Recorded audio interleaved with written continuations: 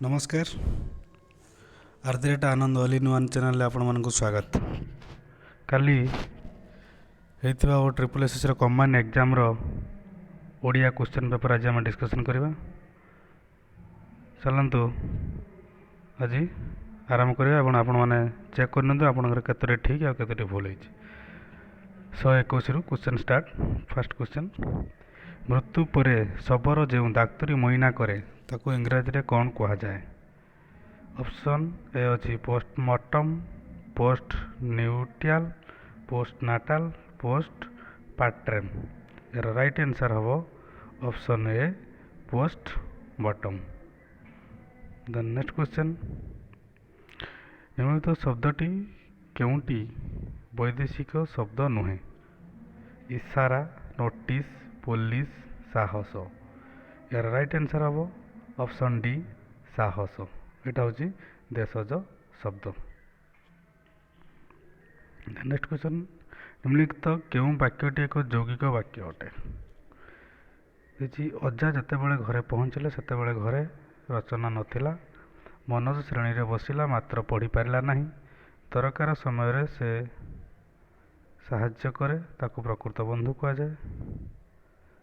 आम साहित्य शिक्षक जड़े ज्ञानी अटंती। हम जाचु जितेबाला जो शब्द ओ एवं उभय मात्र लगी तो सेटा हूँ यौगिक वाक्य। तो राइट आंसर हूँ ऑप्शन बी मनोज श्रेणी रे बसिला मात्र पढ़ी पारिला नाही। द नेक्स्ट क्वेश्चन, शुद्ध शब्दटी बाछंतु। सौजन्यता, कर्पण्यता, सौजन्य, ऐक्यत्य। यार राइट आंसर हूँ ऑप्शन सी सौजन्य। द नेक्स्ट क्वेश्चन देखा, इंग्राजी शब्द इनहेबिटेबल रो अर्थ कौन? हेबिटेबल माने होची रहिबा योग्य, इनहेबिटेबल माने होची रहिबा अयोग्य। तो राइट आंसर होची option A.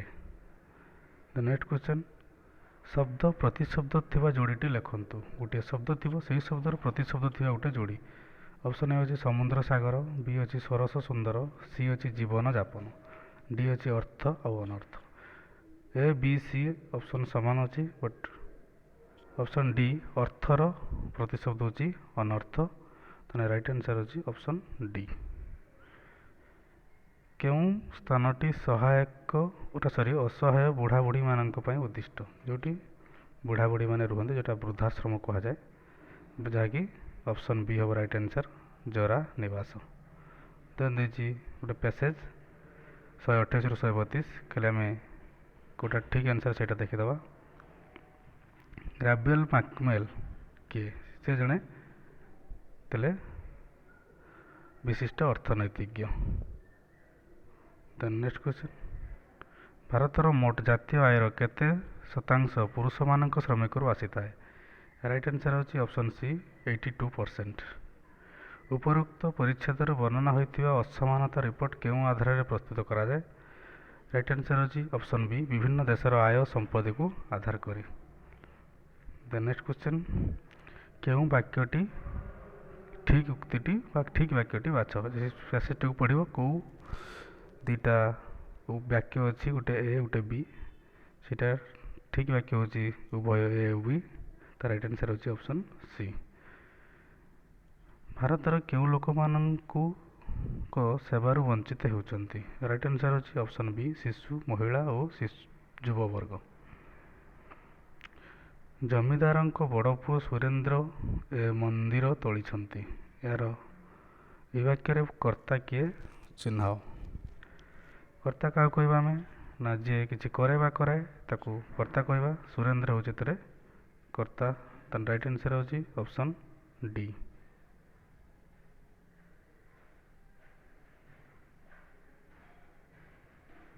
The next question, Hari कहिला मु यात्रा देखे नाही। यही उक्तिटी को यही प्रत्यक्ष उक्तिटी को परोक्ष उक्ति रे परिणत कर। कौन हम? हरि यात्रा देखे नाही बोली कहिला। राइट आंसर होची ऑप्शन ए। भूल थिलबा शब्दटी बा वाक्यटी बाछ? एटारे राइट आंसर हम कौन ना पत्नी विरह जोगु से अवसाद रे कांधिबाकू लागिले। एटारे अवसाद शब्दटी भूल अच्छी, तेणुक यार ऑप्शन हम राइट आंसर ऑप्शन बी। शुद्ध शब्द दुईटी बाछंतु बाछि लिखंतु। ऑप्शन सी हम राइट आंसर जे शिकारी आउ शिक्षयित्री। मानचित्र पठन द्वारा भौगोलिक ज्ञान वृद्धि हुए। यार यही वाक्य केतोटी औषधि शब्द अच्छे लिखंतु। मानचित्र एटी भूल अच्छी, द्वितीय तो हेनी सिंपल तो हम भौगोलिक अच्छी ये भौगोलिक गर उकार हम बुद्धि हेनी वृद्धि हम। तो ये आमर केतोटी शब्द भूल है ना तीनो शब्द गोटे मानचित्र गोटे हूँ भौगोलिक आ गोटे हूँ बुद्धि। तेना ऑप्शन बी हम यार राइट आंसर। ठीक रूढ़ि द्वारा निम्नलिखित वाक्यटी को शून्यस्थान पूरण कर। तांकर डैश नीति जो विफलतार कारण। नीति तांकर विफलतार कारण। ये बहुत पिला ऑप्शन बी आउ सी रे कन्फ्यूज होती। मुझे भावुची से हम ऑप्शन बी हम यार राइट आंसर, कारण तांकर गोबर गणेश नीति जो से विफलतार विफलतार कारण। गोबर गणेश माने कौन अति मूर्ख जोटा कह जाए। तेणु मो भावी राइट आंसर ऑप्शन बी हम यार राइट आंसर। एका माघ के शीत जाए ना यही लोकवाणी अर्थ कौन। ये लोकवाणी अर्थ हूँ कौन ना सुजोग केवल थरे आसे ना। यार राइट आंसर ऑप्शन ए। अविस्मरणीय शब्दर अर्थ कौन। अविस्मरणीय माने बहुत पिला मार्थे कौन ना जहाँ स्मरण करें ना। यहाँ फुल हम बट राइट आंसर हूँ ऑप्शन डी जहाँ भूली हुए ना। Thank you. जदि आपण मैंने प्रथम मो चैनल को सब्सक्राइब प्रथम विजिट कर चैनल को सब्सक्राइब करूँ और पाखे बेल आइकन को प्रेस कर दिंतु। धन्यवाद।